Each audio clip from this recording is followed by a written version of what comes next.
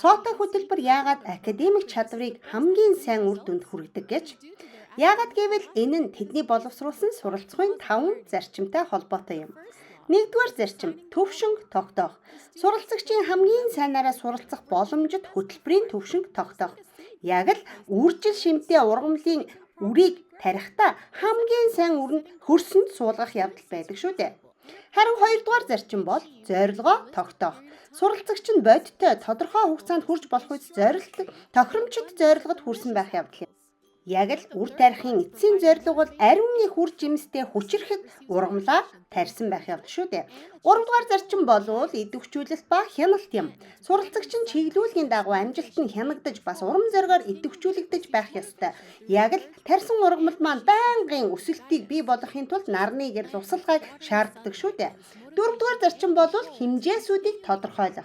Суралцагчийн суралцаж буй явц хариуцлагатай байдлын үүднээс хэмжигдэж байх ёстой. Яг л бидний тарьсан үр маань хэрхэн ургаж буй явцыг харж чадхад хэмжилт хэрэгтэй адил. Эцсийн зарчим болох 5 дугаар зарчим бол шагнагдаж сайшаагдах явдал юм.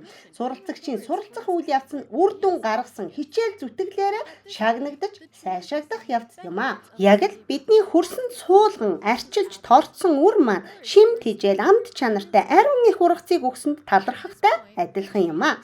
Энэ бол Сота хөтөлбөр буюу School of Tomorrow хөтөлбөрийн суралцахуйн 5 зарчим билээ.